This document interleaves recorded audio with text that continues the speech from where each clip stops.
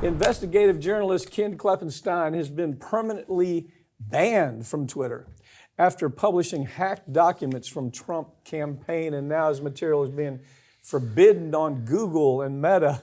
Is this going to be what finally gets the left to care about tech censorship?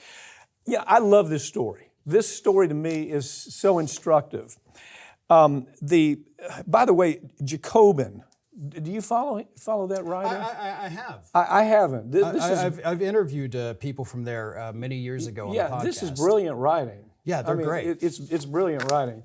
He said it's hugely liberal, left-wing kind of organization. And more of a Bernie Sanders absolutely, left, yeah. Bernie Sanders left, but they're really good at what they do. Yeah. He's a good writer. But here's what he says. He says, chickens have come home to roost. Now, what he means by that is during the Hunter Biden years, there was this refusal for Meta and really everybody to say, well, we're not going to publish anything that we're seeing on the laptop issue because it's been hacked information and we think that it may not be accurate. Well, he comes and says, now this is the same thing. You had the left saying, oh my God, you can't publish that. You can't publish that because it's coming from the left. This come from the other side.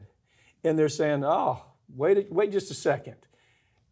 Meta, how dare you not disclose? Facebook, how dare you not? It's all of them. Instagram, Meta, Facebook, all of them that have made this decision to say, well, we're going to just, if it's information that we think is hacked, we're not going to put it out there.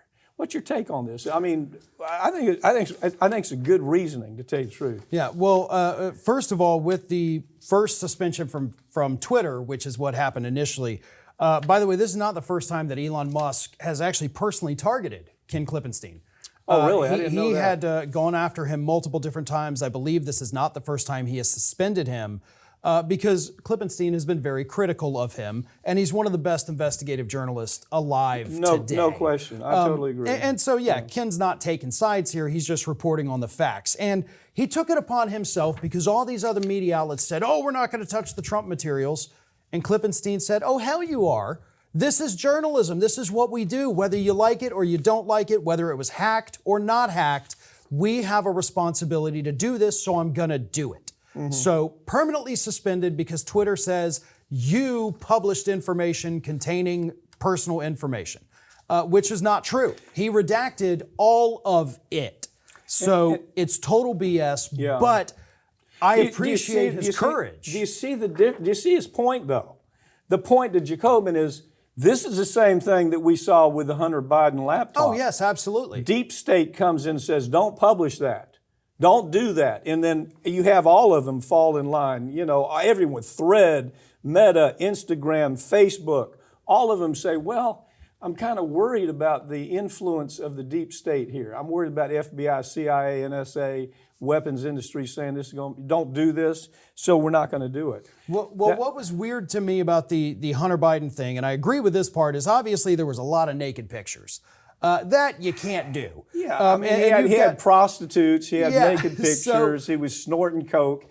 That's who he is. I mean, if that's who he is, you don't hide it. You don't say, I'm not going to allow it, the American public. Right, because they bought into the whole thing. They said, oh, well, this looks like Russian disinformation. And sure, Facebook says we're not going to do it. But they did allow back, 4 years prior to that, 2016, all the Hillary Clinton hacked emails. So I think what we have right now, when you take 2016, 2020, and 2024, right, whether it's Hillary, Hunter, or Trump's campaign files, 3 different standards from the media, from big tech, on everything.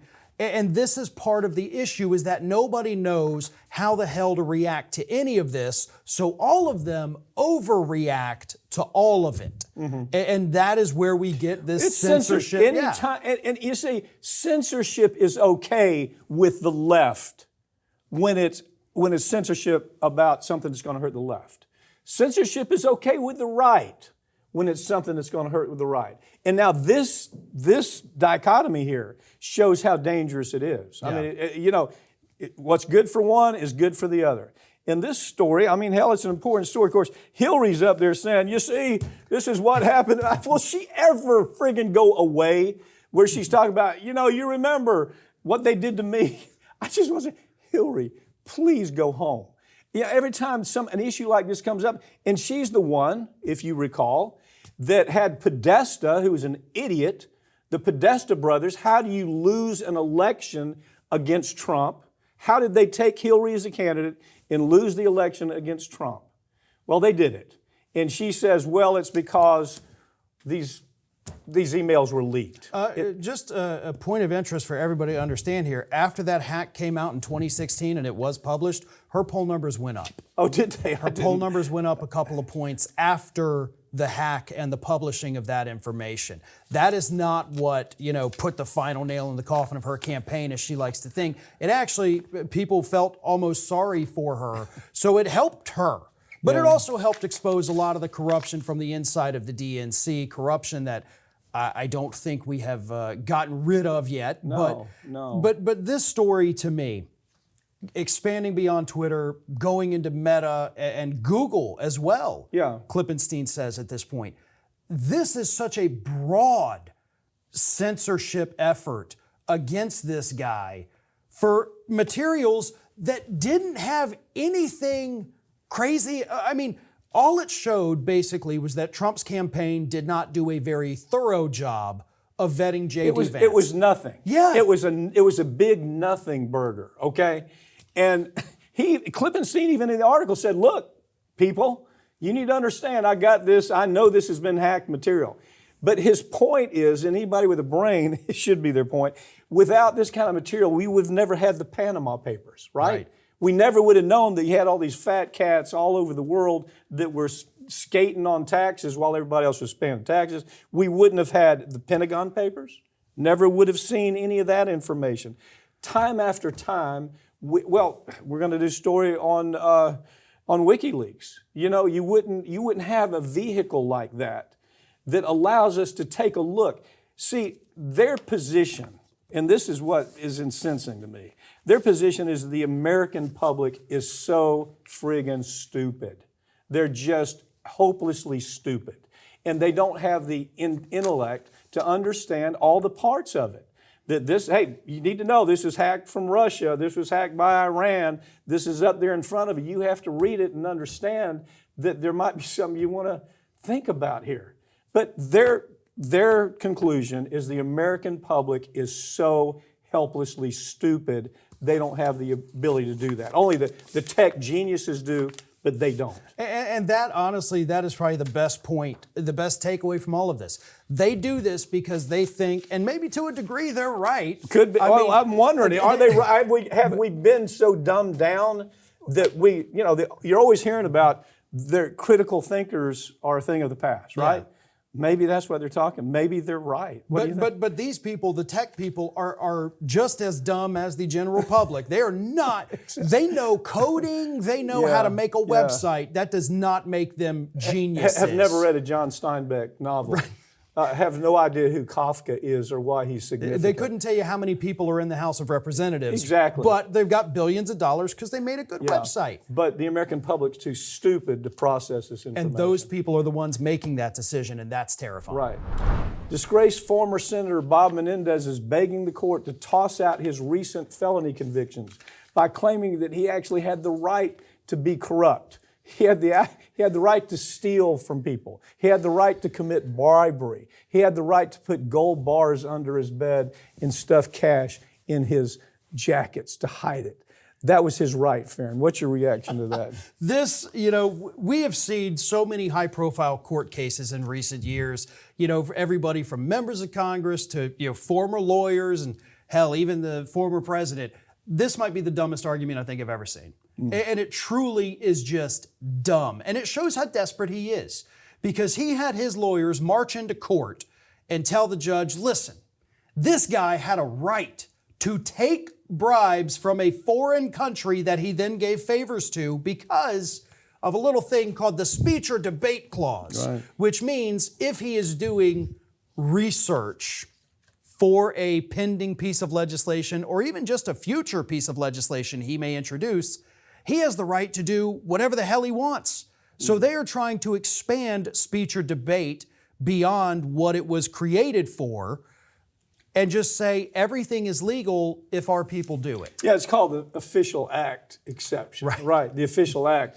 He was saying when he was committing bribery, this is my official act. I'm speaking to you in my official act. I'm taking your gold bars and putting up under my bed to hide them as an official act.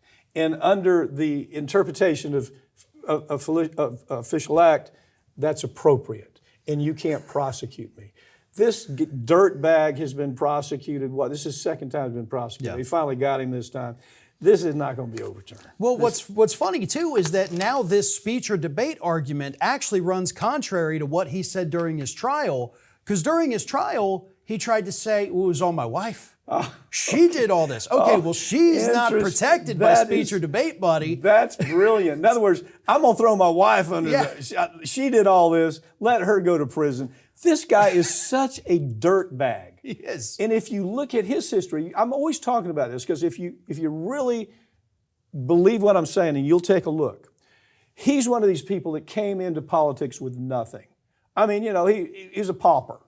And all of a sudden, he starts building his career, and obviously we know around him, he's not only taking lobby money, he's taking bribery money. And he's a multimillionaire now because we don't know how much of that multimillionaire has to do with bribery money. But it's become the norm now where these nothing people, I mean, that's the only way you can describe them. Absolute lack of character, have accomplished nothing in their lifetime. And all of a sudden, some party says, well, let's put their name up to run. Let's put Bob Menendez up. He's a loser, but we can make him look like a winner. And all of a sudden, he's in politics forever. Yeah.